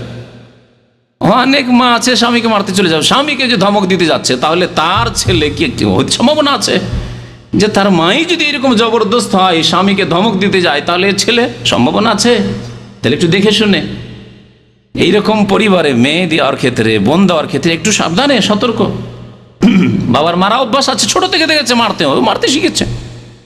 দাদাকে, চাচাকে দেখেছে, বংশের লোকেরা মারে, ও মারতে দেখেছে, ও তাই শিখেছে হয়তো। সুতরাং এটা হচ্ছে দেখার বিষয়। তারপরে ছেলেটার চরিত্র উগ্র মেজাজ, উগ্র মেজাজ, খুব রাগী, রেগে গেলে আর রাগ ঠান্ডা হতে চায় না, তাহলে সম্ভাবনা বেশি আছে যে এই রাগ ঝাড়বে লাঠি দিয়েছে। এগুলি দেখার বিষয় রয়েছে, চরিত্রের মধ্যে এটা রয়েছে। নবী সাল্লাল্লাহু আলাইহি ওয়াসাল্লাম চরিত্র দেখতে বলেছেন। চরিত্রের মধ্যে ঠান্ডা মেজাজ হওয়া, নম্রভাষী হওয়া, নম্র চরিত্রের হওয়া, ধৈর্যশীল হওয়া, এগুলি রয়েছে তার মধ্যে। তো নবী করিম সাল্লাল্লাহু আলাইহি ওয়াসাল্লাম আবু জাহামকে বিবাহ করার জন্য নিষেধ করলেন, ফাতেমাকে, ওকে বিয়ে করিও না। আর মুআবিয়ার ওই দিকটা ঠিক আছে, কিন্তু ঘরে নাই খেতে। ফাসলুকুন লা মাল লাহু, এ তো গরিব ফকির, কি খাওয়াবে তোমাকে? তাহলে এখানে দেখা যেতে পারে, যদি দেখা যায় যে আলহামদুলিল্লাহ আল্লাহ পাক আমাকে খাবার যথেষ্ট দিয়েছেন, আমার মেয়ের কোনো অভাব নেই, আমারও অভাব নেই, তাহলে একেবারে ফকিরকে আপনাকে মেয়ে দিতে হবে না, জরুরি না। আপনি আপনার কাছাকাছি, আপনার চাইতে ওপর দিকে যান না। অনেকে নিজের চাইতে ওপর দিকে, নিজে যতটা তার চাইতে সম্ভ্রান্ত পরিবার, তার চাইতে পয়সাওয়ালা, পয়সা হলেই যে সম্ভ্রান্ত এমন কথা নয়। আসলে পয়সাওয়ালা পরিবারে যেতে চায়, যার ফলে তার মেয়ে বা বোন শান্তি পায় না, কারণ সেখানে গিয়ে দাসীর মতো তার সাথে আচরণ করা হয়। তোমার বাবা গরিব, কিন্তু যদি আপনার মতোই হতো, অথবা আপনার চাইতে একটু আর্থিক দিক থেকে দুর্বলই হতো, আর তার বাড়িতে মেয়ে দিতেন, বোন দিতেন, সব সময় শ্রদ্ধার পাত্র থাকতো আপনার মেয়ে বা বোন, অত্যন্ত গুরুত্বপূর্ণ এই বিষয়। এই জন্য মেয়ে দেওয়ার ক্ষেত্রে, বোন দেওয়ার ক্ষেত্রে আপনার চাইতে গরিবের বাড়ি দেন, অথবা আপনার সমান, তাহলে শ্রদ্ধা করবে, আপনার শ্রদ্ধা থাকবে তা জামাইয়ের অন্তরে। শ্বশুর সাহেবের শ্রদ্ধা করবে, শাশুড়ির শ্রদ্ধা করবে, স্ত্রীর শ্রদ্ধা করবে, যে না ভালো পরিবারের মেয়ে পেয়েছি। কিন্তু যদি আপনার চাইতে পয়সাওয়ালা বাড়িতে দেন, তাহলে এই সম্মান পাবেন না, আপনিও পাবেন না, আপনার স্ত্রীও পাবে না শ্বশুর শাশুড়ি হিসাবে, আর আপনার মেয়েও গিয়েও সেখানে সম্মান পাবে না, লাঞ্ছিত হয়ে থাকতে হবে। তো দেখা যেতে পারে, সচ্ছলতা দেখা যেতে পারে। নবী করিম সাল্লাল্লাহু আলাইহি ওয়াসাল্লাম ফকির বললেন মুআবিয়াকে, আল্লাহ পাক কি করতে পারেন না? সেই মুআবিয়াকে আল্লাহ পাক রব্বুল আমিরুল মুমিনিন বানিয়ে দিলেন, খলিফাতুল মুসলিমিন বানিয়ে দিলেন। দীর্ঘ 20 বছরের বেশি তিনি খলিফা থাকলেন। সুতরাং আমরা অনেকে যে রিজিকের জন্য পেরেশান, পেটের জন্য পেরেশান, পয়সা নেই সুতরাং ছেলে নেব না বেশি, একটি বা দুইটি যথেষ্ট। আপনি রিজিক নিজের হাতে নিয়েছেন, সুতরাং আল্লাহ পাক বরকত দেবেন না। এই ফকির মুআবিয়া আমিরুল মুমিনিন হয়ে যাচ্ছেন।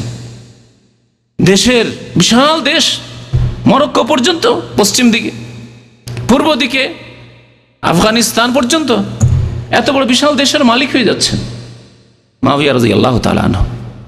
তিনি ফকির ছিলেন, বিয়ে করতে নিষেধ করলেন। বললেন কি, ওয়ালাকিন ইনকাহি ওসামা বিন যায়েদ, ওসামাকে বিয়ে করে না, ওসামা বিন যায়েদ বিন হারেসা, একে বিয়ে করে। নবী করিম সাল্লাল্লাহু আলাইহি ওয়াসাল্লাম খুব ভালোবাসতেন। ওসামা দেখতে খুব কালো ছিল। বলছেন তাই ফাতেমা রাদিয়াল্লাহু তাআলা আনহা, ফাতেমা বিনতে কায়েস বলছেন, ফাকারিহতুহু, আমি অপছন্দ করছিলাম, বিয়ে করতে চাইছিলাম না। তাহলে মেয়েদের রুচির বিষয় রয়েছে। আপনার মেয়ে থাকলে, আপনার বোন থাকলে এই স্বাধীনতা অবশ্যই দেবেন আপনি।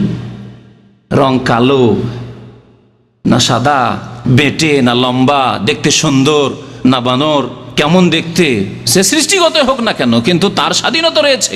এই স্বাধীনতাকে খর্ব করবেন না, নষ্ট করবেন না। পরামর্শ নিতে হবে মেয়েদের বিবাহের ক্ষেত্রে, যাতে করে আগামী জীবন সুখী হয়। বিয়ে দিয়ে দিলেন চাপ সৃষ্টি করে, পয়সা দেখে, ধন দেখে, অথবা চাকরি দেখে, আর কুৎসিত, দেখতে ভালো না, বেটে বা দুর্বল স্বাস্থ্যের দিক দিয়ে আপনার মেয়ে পছন্দ হলো না। ওর বাড়ি কি দেখবে, পাকা বাড়ি কি দেখবে, আর পয়সা টাকা চাকরি কি দেখবে, টান দিয়ে চলে আসলো আবার বাড়ি। অথবা সে হারাম কাজ করা শুরু করলো, স্বামী পছন্দ হচ্ছে না, তখন একটা ভালো কোনো শয়তান যুবকের সাথে অবৈধ সম্পর্ক হয়ে গেল। এরকম বহু ঘটনাই ঘটছে। সুতরাং মেয়েদের কাছে, বোনদের কাছে পরামর্শ নিতে হবে বিয়ে দেওয়ার সময়, যে এইরকম যুবক আমরা চয়েস করেছি বা পছন্দ করতে যাচ্ছি, তোমার মতামত কি, মত নিতে হবে। এই কথা বলা হয়েছে, নবী করিম সাল্লাল্লাহু আলাইহি ওয়াসাল্লাম বলেছেন। প্রথম দিকে অপছন্দ করলেন, কিন্তু নবী সাল্লাল্লাহু আলাইহি ওয়াসাল্লাম বললেন, ইনকাহি ওসামা, ওসামা ভালো হবে, বিয়ে করে নাও তুমি। শুধু দেখতে কালা, বাকি সমস্ত গুণ তার সুন্দর ছিল। বলছেন ফানাকাহাতু, আল্লাহ নবী সাল্লাল্লাহু আলাইহি ওয়াসাল্লামের কথা শুনে আমি বিয়ে করেই ফেললাম। ফাতেমা বলছেন, ফাজাআলাল্লাহু ফিহি খাইরান, আল্লাহ পাক তাতে আমার জন্য বড়ই মঙ্গল করলেন, বড়ই মঙ্গল করলেন, ভালো স্বামী আমি পেলাম। ওয়াক্তবিত্ত, এবং অনেকে ঈর্ষা করত, হিংসার মতো, যে এত সুন্দর স্বামী পেয়ে নিল রে, এত সুন্দর স্বামী ফাতেমা বিনতে কায়েস পেয়ে গেল, ঈর্ষা করত যে এইরকম স্বামী যদি আমরা পেতাম। তো নবী করিম সাল্লাল্লাহু আলাইহি ওয়াসাল্লামের আদেশ পালন করলে দুনিয়ায় বরকত রয়েছে, আর দিনেও বরকত রয়েছে, ইহকালেও বরকত রয়েছে, আর পরকালেও বরকত রয়েছে। নবী করিম সাল্লাল্লাহু আলাইহি ওয়াসাল্লাম গালি গালাজ করা, অকথ্য ভাষা বলাকে ফাসেকি বলেছে। সুতরাং স্ত্রীকে গালি দেওয়া কত বড় ফাসেকি তাহলে? এই ক্ষেত্রে অনেকে খেয়াল করি না, না গ্রামের লোকে গালি দেবো না, কারণ ও তো গালি দিলে খবর আছে, গালি দেবো বা মার দেবে। বাইরে যদি আপনি অন্য কোনো অপরিচিত ব্যক্তিকে যদি কোনো কারণে গালি দেন, তাহলে মার খেতে হইতে পারে, আপনি ক্ষতিগ্রস্ত হতে পারেন। কিন্তু স্ত্রীর ক্ষেত্রে তো আপনি নিশ্চিন্তে, যে একে গালি দিলে মিসকিন কিছুই করতে পারবে না, অসহায় বেচারি, কি আমার করে নেবে, যাবে বাবার বাড়ি যাবে, আমার কি হবে? এই জন্যই অকথ্য ভাষা, গালিগালাজ না, কখনো না। নবী করিম সাল্লাল্লাহু আলাইহি ওয়াসাল্লাম বলছেন, সেবাবুল মুসলিমে ফুসুকুন, মুসলিমকে গালি দেওয়া হচ্ছে, অকথ্য ভাষা বলা হচ্ছে ফাসেকি কাজ। তাহলে এখন আসুন, যেই স্বামী স্ত্রীকে গালি দেই, সে কি ফাসেক নয়?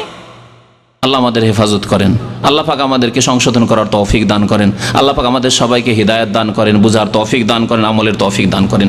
ওয়া কিতালুহু কুফরুন, আর মারামারি করা, মুসলিমের সাথে মারামারি করা হচ্ছে কুফরি কাজ, আল্লাহর নাশুকরি, ছোট কুফরি, যদিও ইসলাম থেকে বহিষ্কৃত হবে না, কিন্তু কাবিরা গুনাহ। গালি দেওয়া, লড়াই ঝগড়া করা, এগুলি হচ্ছে বিবাদ করা, এগুলি হচ্ছে ফাসেকি কাজ, আর লড়াই করা হচ্ছে কুফরি কাজ। বুখারী শরীফের হাদিস। সুতরাং আদর্শ স্বামীর চরিত্র এই হবে না যে আদর্শ স্বামী কখনো স্ত্রীকে গালি দেবে না, স্ত্রীর সাথে মারামারি করবে না, ঝগড়া করবে না। নবী করিম সাল্লাল্লাহু আলাইহি ওয়াসাল্লাম প্রতিবেশী সম্পর্কে বলেছেন, ওয়াল্লাহি লা ইউমিন, আল্লাহর কসম করে বলছি, মুমিন হতে পারবে না, মুমিন হতে পারবে না, মুমিন হতে পারবে না। তিনবার করে বলেছেন নবী করিম সাল্লাল্লাহু আলাইহি ওয়াসাল্লাম, মুত্তাফাক আলাইহি, বুখারী মুসলিমের হাদিস। সাহাবারা জিজ্ঞাসা, ইয়া রাসূলুল্লাহ, কে সেই যে মুমিন হতে পারবে না? বললেন রাসূলুল্লাহ সাল্লাল্লাহু আলাইহি ওয়াসাল্লাম, আল্লাযী লা ইয়ামানু জারুহু বাওয়াইকাহু, যার প্রতিবেশী তার অনিষ্ট থেকে নিরাপদ নয়। প্রতিবেশী অনিষ্ট থেকে নিরাপদ নয়, সে মুমিন হতে পারবে না। তাহলে জীবন সঙ্গিনী স্ত্রী যদি আপনার অনিষ্ট থেকে নিরাপদ না থাকে, সব সময় ভয় লেগে থাকে, কখন যে কি মুড মেজাজ নিয়ে আসে, আর কি যে মার দেয় না, কি অকথ্য ভাষা বলে, পেরেশান আছে। কিভাবে চললে একে খুশি করতে পারবো, কেমন হয়ে চললে রাজি থাকবে, এই নিয়ে পেরেশান রাত দিন। ঘুমালেও শান্তি আসে না, ঘুম আসে না, শান্তি আসে না, ঘরে থাকলেও শান্তি আসে না।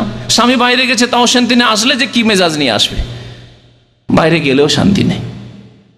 না, মুমিন ওই ব্যক্তি নয় যেই ব্যক্তির প্রতিবেশী তার অনিষ্ট থেকে, বিপদ থেকে, ক্ষতি থেকে নিরাপদ নয়।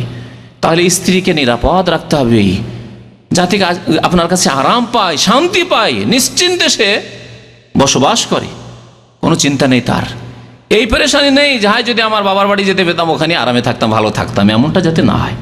যদি কোনো স্ত্রী এই আকাঙ্ক্ষা করে যে বাবার বাড়ি আমাকে ভালো লাগে, বিবাহ হয়ে যাওয়ার পরে বাবা মায়ের সাথে ভালো লাগে, ভাই বোনের সাথে ভালো লাগে, তাহলে আপনি আদর্শ স্বামী নন, নিশ্চয়ই আপনি আদর্শ স্বামী নন। যে স্ত্রী বলবে যে না আমাকে ভালো লাগে না তোমার কাছে, আমাকে যেতে দাও আমার বাবার বাড়ি 10 দিনের জন্য যেতে দাও, তাহলে সে ভালো স্ত্রী নয়, না আপনি ভালো স্বামী নন। কেন সে যেতে চাইবে? আপনার চরিত্র তাকে মুগ্ধ করবে। নবী করিম সাল্লাল্লাহু আলাইহি সাল্লাম মুনাফিকি লক্ষণ বলেছেন কয়েকটি, একটি হাদিসে 4টি মুনাফিকি লক্ষণ রয়েছে। এই লক্ষণগুলি যদি স্বামী স্ত্রী জীবনে পাওয়া যায়, স্বামী স্ত্রীর সাথে যদি এরকম করেন, তাহলে আপনার মধ্যে মুনাফিকি লক্ষণ রয়েছে, আপনি মুনাফিক হয়ে যাবেন। বলছেন নবী করিম আরবাউন মান কুন্না ফিহি, 4টি খারাপ চরিত্র রয়েছে, যদি কারো মধ্যে থাকে তাহলে সেই ব্যক্তি কানা মুনাফিকান খালেসান, সে নিখুঁত নির্ভেজাল খাঁটি মুনাফিক, খাঁটি মুনাফিক। 4টি খারাপ চরিত্র কি? আর তার মধ্যে যদি একটি থাকে তাহলে একটি মুনাফিকি চরিত্র থাকলো। যতক্ষণ এই খারাপ চরিত্রগুলি ত্যাগ না করবে, এদা উতমেনা খানা, যদি আমানত দেওয়া হয় তাহলে খেয়ানত করে, আমানত দেওয়া হয় তো খেয়ানত করে। এখানে দাম্পত্য জীবনে এই কথাটিকে ফিট করি। এই যে মেয়েটিকে তুলে দিচ্ছে মেয়ের বাবা, বোনকে তুলে দিচ্ছে ভাইয়েরা, আমানত নয় কি? 16 বছর, 18 বছর, 20 বছর মানুষ করলো, কত টাকা পয়সা খরচ করে, কত আদর স্নেহ করে, আর কত যত্ন করলো, কত পয়সা খরচ করলো, কত রকমের চিকিৎসা করলো, কত খরচ করেছে চিন্তা করুন তো একটা মেয়ের পিছনে। তারপরে আপনার ঘরে আমানত তুলে দিল, আপনি খেয়ানত করলেন। যৌতুকের জন্য মারধর, মানসিক টর্চার, মানসিক নির্যাতন। অনেকে দৈহিক নির্যাতন করে না, মারধর করে না, কারণ মারধর করলে অসুবিধা আছে আজকাল, বিশেষ করে বাংলাদেশে মারধর করলে অসুবিধা আছে। মানসিক অশান্তি সৃষ্টি করে, মানসিক নির্যাতন, আঘাতমূলক কথা, আক্রমণমূলক কথা, কষ্ট দেওয়া কথা, বা চাপ সৃষ্টি করা, যাও তুমি নিয়ে এসো, এই নিয়ে এসো, সেই নিয়ে এসো। আমানতে খেয়ানত, আমানতে খেয়ানত, আমানতে খেয়ানতের অন্তর্ভুক্ত হারাম কাজ করতে বাধ্য করা। দুলাভাই এসছে, যাও তাকে খাবার দিয়ে এসো। আমার ছোট বোনের জামাই এসছে, স্বামী এসছে, তাকে খাবার দিয়ে এসো। আমানতে খেয়ানত। আমানত আপনাকে দেওয়া হয়েছে, তার দেহ আপনার জন্য, তার চেহারা আপনার জন্য, আপনি পাঠিয়ে দিলেন আপনার দুলাভাইয়ের খেদমত করার জন্য। আপনার ছোট ভাইয়েরা 25 বছর, 30 বছর, 35 বছর বয়স আছে, আমার ছোট ভাইদের খাওয়াবে না, খাওয়াই আসো, বসে বসে খাওয়াও। আমানত খেয়ানত। হাদিসটা শুধু তর্জমা পড়ে রেখে দিলে হবে না, বাস্তব জীবনে এই খেয়ানতগুলি আমাদের হচ্ছে, বাধ্য করছি অনেক সময় আমরা। আপনার মা, আপনার স্ত্রী, শাশুড়ি বাধ্য করছে, যাও আমার জামাই এসেছে, যাও খাবার দিয়ে আসো, খাবার খাওয়াই এসো। কথা বলতে, গল্প করতে বাধ্য করছে। এ হচ্ছে আমাদের সমাজ, যে সমাজের কথা বলছি, জেনে শুনেই বলছি, দেখেই বলছি। যদি না যায়, বউ যদি না যায়, সারা জীবনের জন্য অসন্তুষ্ট, যে কোনো ভাবে হোক না কেন ক্ষতিগ্রস্ত করতে হবে এই বউকে, বা ছেলেকে যেই ভাবে বিভ্রান্ত করে একে তালাক দেওয়াইতে হবে, তাড়াইতে হবে, কারণ আমার কথা শোনেনি, প্রতিশোধ নিতে হবে, ইত্যাদি ইত্যাদি। আক্রোশ, খেয়ানত।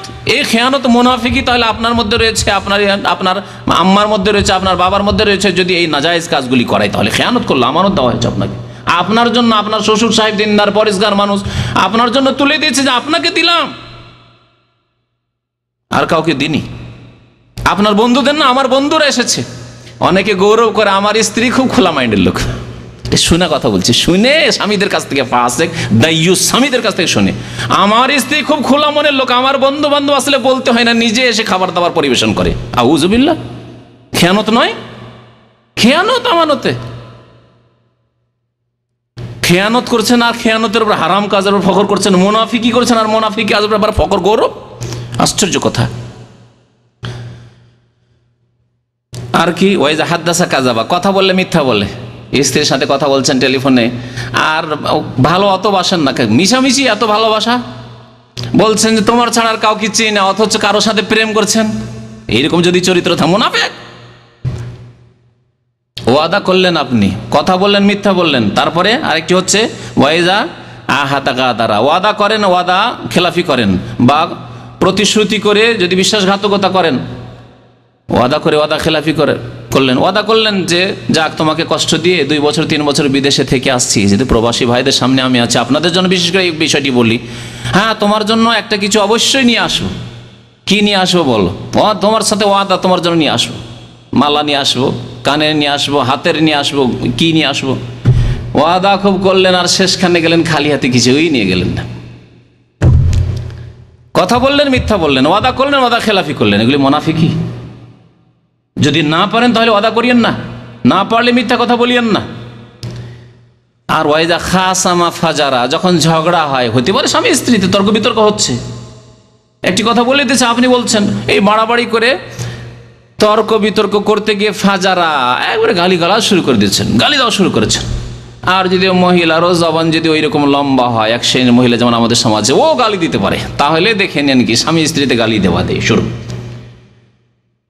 তো যদি কোনো সময় তর্ক হয়, তাহলে ফাসিকি কথাবার্তা বলা, গালিগালাজ করা হচ্ছে মুনাফিকি লক্ষণ। নবী সাল্লাল্লাহু আলাইহি ওয়াসাল্লাম বলেছেন। আল্লাহ পাক রব্বুল আলামিন আমাদেরকে যেন খারাপ চরিত্র থেকে বেঁচে থাকার তৌফিক দান করেন, আমাদেরকে উত্তম চরিত্রবান হওয়ার যেন তৌফিক দান করেন, আমাদেরকে আদর্শ স্বামী হওয়ার যেন তৌফিক দান করেন, রাসূলুল্লাহ সাল্লাল্লাহু আলাইহি ওয়াসাল্লামের যেন আমাদেরকে অনুসরণ করার পূর্ণ মাত্রায় তৌফিক দান করেন, রাসূলুল্লাহ সাল্লাল্লাহু আলাইহি ওয়াসাল্লামের সিরাত আমাদেরকে পড়াশোনা করে তার বাস্তবায়নে যেন আল্লাহ পাক তৌফিক দান করেন। আল্লাহ পাক রব্বুল আলামিন আমাদের স্ত্রীদের যে হক রয়েছে, সেই হক সুন্দরভাবে আদায় করার জন্য আমাদের তৌফিক দান করেন, এবং মা বোনদের জন্য দোয়া করি আল্লাহ পাক তাদেরকে যেন তাদের স্বামীর হক আদায় করার জন্য সুন্দরভাবে তৌফিক দান করেন। আমিন। সাল্লাল্লাহু আলা নবিয়িনা মুহাম্মদ ওয়া আলা আলিহি ওয়া সাহবিহি আজমাইন।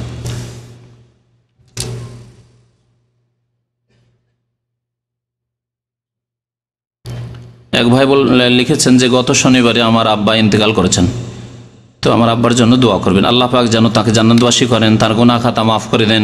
আল্লাহ পাক যেন কবর জীবনকে সুখী করেন, কবরের আযাবকে যেন দূর করে দেন। আল্লাহ পাক রব্বুল আলামিন যেন আত্মীয় স্বজন যারা রয়েছে শোকে, তাদের যেন আল্লাহ ধৈর্য ধারণে তৌফিক দান করেন, তাদেরকে যেন উত্তম প্রতিদান দান করেন। আমিন।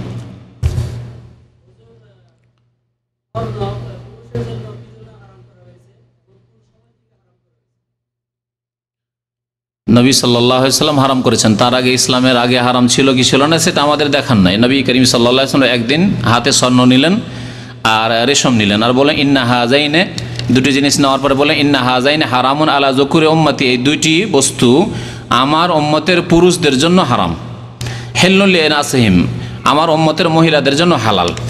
নবী করিম সাল্লাল্লাহু আলাইহি ওয়াসাল্লাম যা হালাল করেছেন, হারাম করেছেন, এই ক্ষেত্রে আপনাকে যুক্তি পেশ করতে হবে, এই দায়িত্ব নিয়ে আসেননি তিনি। আল্লাহ পাকের দিন আল্লাহ নাজেল করেছেন, আর প্রত্যেকটি ক্ষেত্রে আমি কেন হারাম করলাম, তোমাদের জন্য কেন জায়েজ করলাম, কেন জোহর 4 করলাম, ফজর কেন 2 করলাম, যুক্তি দিয়ে বুঝাইতে হবে, এই দায়িত্ব আল্লাহ নেননি। আর এই সওয়াল, এই প্রশ্ন করার ইখতিয়ার কোনো বান্দার নেই, নবীর কোনো উম্মতের নেই সাল্লাল্লাহু আলাইহি ওয়াসাল্লাম। সাহাবায়ে কেরামরা এই বেয়াদবি করতেন না। ওয়ায়ুসাল্লিমু তাসলিমা, আল্লাহ কোরআনে বলছেন, হ্যাঁ, চোখ বন্ধ করে মেনে নেবে, এটি হচ্ছে মুমিনের চরিত্র। তবে স্বর্ণ সাধারণত যারা ব্যবহার করে, আল্লাহ পাক কোরআনে বলেছেন আওয়ামা ইউনাশশাউ ফিল হিলিয়াতি ওয়া হুয়া ফিল খিসামি গায়রু মুবিন, যারা লালিত পালিত হয় অলংকারে, তারা সাধারণত দুর্বল জাতি, দুর্বলতা।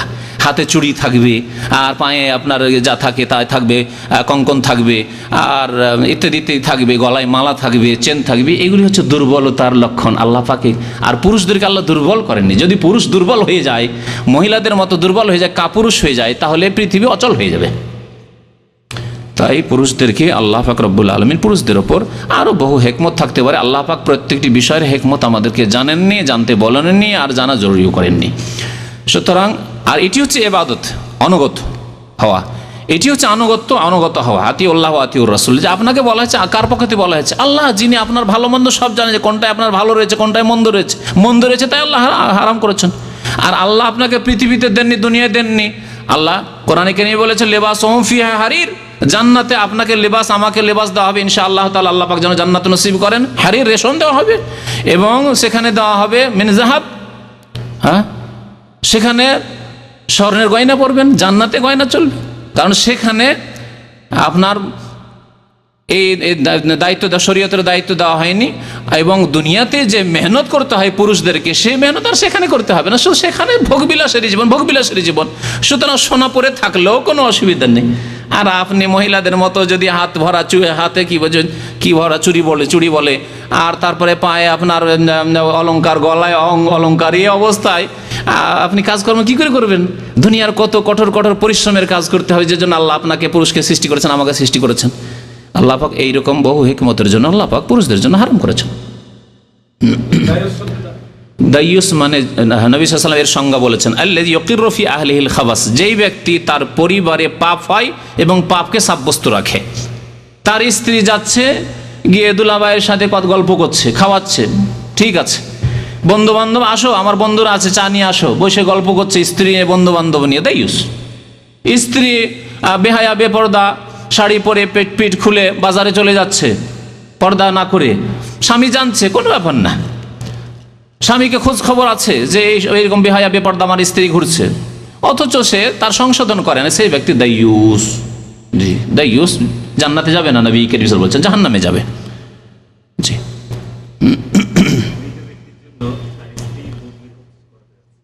মৃত ব্যক্তির জন্য যে কোনো মানুষ বদলি হজ করতে পারে, যে হজ করেন না। এটি হচ্ছে সহিহ। নবী সাল্লাল্লাহু আলাইহি ওয়াসাল্লাম শুভ্রমা পক্ষ থেকে যখন এক সাহাবী লাব্বাইক বলছিলেন, তখন জিজ্ঞাসা করলেন যে কি ব্যাপার শুভ্রমাকে? বলছে আমার এক আত্মীয়, তার পক্ষ থেকে আমি হজ করছি। তো বলেন তুমি নিজের হজ করেছো? বলছেন না। নবী সাল্লাল্লাহু আলাইহি ওয়াসাল্লাম বললেন আগে তোমার হজ করো, হুজ্জা আন নাফসিকা, নিজের হজ করো, সুম্মা হুজ্জা আন শুভ্রমা, তারপরে শুভ্রমার পক্ষ থেকে হজ করো। তাহলে নিজের ফরজ হজ আদায় করতে হবে, এটি হচ্ছে সহিহ মাসলা। এবং অধিকাংশ আইম্মায়ে কেরাম এই ফতোয়াই দিয়েছেন এই হাদিসের আলোকে। যেই ইমাম হয়তো জায়েজ করেছেন, যেমন বাংলাদেশে এক শ্রেণীর মুফতিরা ফতোয়া দিয়ে নিয়ে আসছে, মৌলভী সাহেব হুজুর হজ করেনি আর ওই পয়সাওয়ালাদের পয়সা নিয়ে বদল হজ করতে চলে আসছে। এই মযহাবের ফতোয়ার ভিত্তিতে কিন্তু হতে পারে এই হাদিস তার কাছে পৌঁছেনি, ইমাম সাহেবের কাছে পৌঁছেনি, সুতরাং এটি হাদিস বিরোধী মাসলা, এই কাজ করবেন নাকি? জি।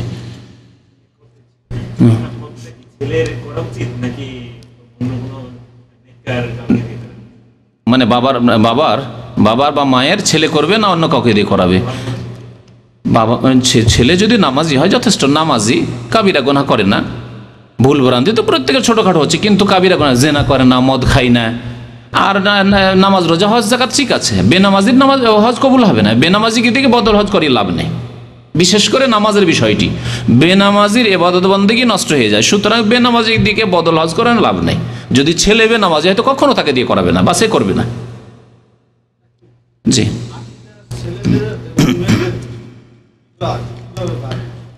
আকিকার বিস্তারিত বক্তব্য আছে, সময় স্বল্পতার জন্য বিস্তারিত বলতে পারছি না। তবে ছেলেদের দুটি, খাসি, দুম্বা, ভেড়া ভেড়ি, বকরা বকরি, আর মেয়েদের একটি, 7 দিনের দিনে অসন্নত। বাকি বিস্তারিত আকিকা সম্পর্কে এবং নবজাত শিশুর অধিকার হক সম্পর্কে প্রায় 10টি হকের আলোচনা আছে একটি হাদিসে, নিয়ে নিতে পারেন, শুনতে পারেন।